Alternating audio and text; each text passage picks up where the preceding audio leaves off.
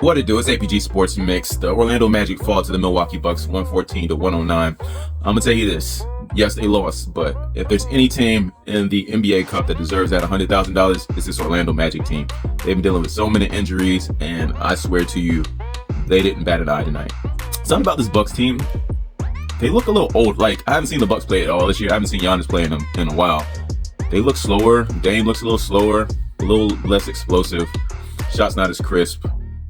And when I saw that, I saw a little worry in their face when the Magic just kept coming at him. I won't summarize the whole game. The Magic at times play like the most well-oiled machine, and then they start tinkering with the lineup. Sometimes it works, sometimes there's a sprocket missing. I think once they get tired, sometimes they take bad shots, and it just continues over and over again. There's a streak where Cole decided he was going to get every shot off without passing. He was going to make the most out of his time on the floor. And he just started putting up bad shot after bad shot. And the same thing with Suggs. They got a lead, and it seems they always do this when they get a little bit of a lead. They get a lead, they get lazy with their shot selection. There's no passing anymore.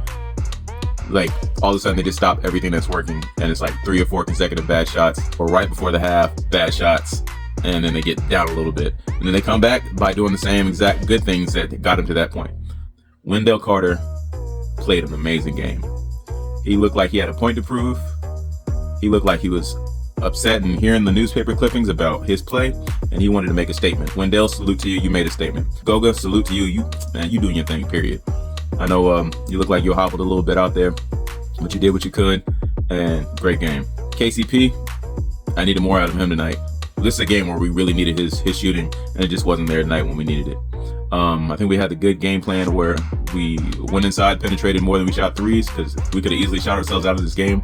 Only problem is we started trading threes for twos at the end of the game. Of course, Dame time showed up. Why Black can't cover Dame or get somewhat in front of him after shooting a free throw, I don't know. Hey, B, we got to work on those handles. We got to work on those free throws. There's no reason to be a guard that can't shoot free throws and can't handle the ball consistently. That's just a no-no. Game would have been completely different if you made 3 more free throws that you missed.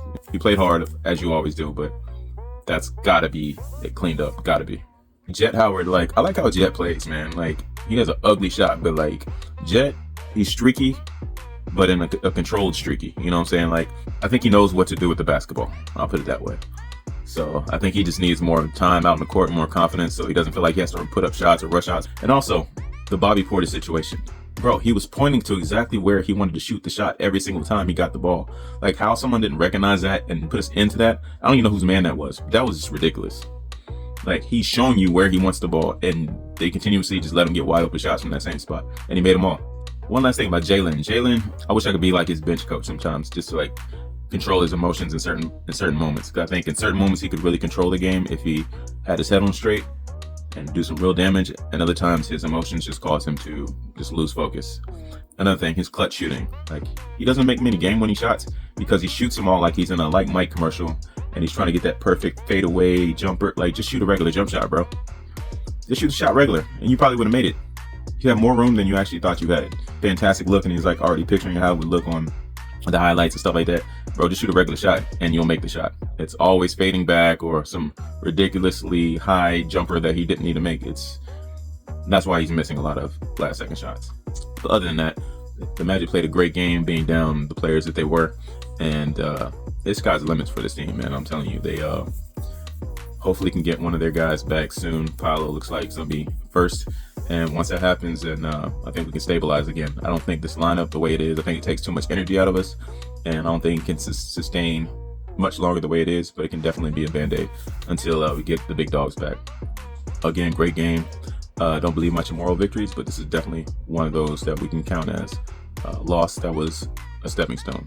Yeah. So next game. Oh yeah, shout out to Coach Mose. I actually felt like he was out. I actually felt like he was out there actually coaching and putting the best matchups he could out there on the floor, even though some of them didn't work.